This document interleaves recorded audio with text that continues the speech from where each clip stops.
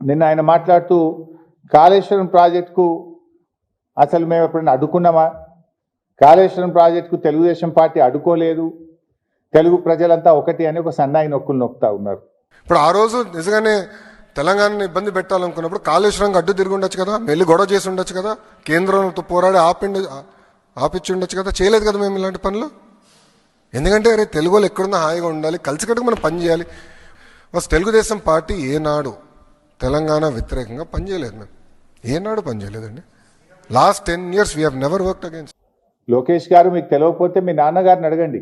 కాళేశ్వరం ప్రాజెక్టును నాన్న అడ్డుకున్నామా లేదా, ఎన్నిసార్లు అడ్డుకున్నాం నాన్న అని మీ నాన్నగారిని అడిగి మాట్లాడితే బాగుంటుంది. లేకపోతే నేను వివరాలు ఇస్తా, ఒకసారి చూసుకోండి. ఎందుకంటే కాళేశ్వరం ప్రాజెక్టుకు అన్ని అనుమతులు వచ్చిన తర్వాత ఆనాడు అధికారంలో ఉన్న తెలుగుదేశం ప్రభుత్వం 2018లో కాళేశ్వరం ప్రాజెక్టు అనుమతులన్నీ రద్దు చేయండి, కాళేశ్వరం ప్రాజెక్టు పనులను నిలిపివేయండి అని కేంద్ర ప్రభుత్వానికి ఆంధ్రప్రదేశ్ ప్రభుత్వం రాసిన లేఖ ఇది.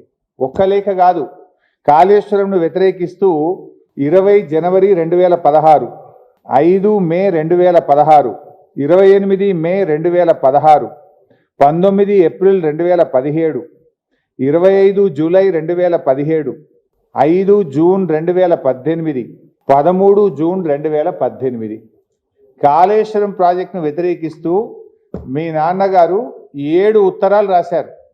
కానీ నిన్న లోకేష్ గారు మేము కాళేశ్వరం ప్రాజెక్టును వ్యతిరేకించామా అని సన్నాయి నొక్కులు నొక్కుతా ఉన్నారు.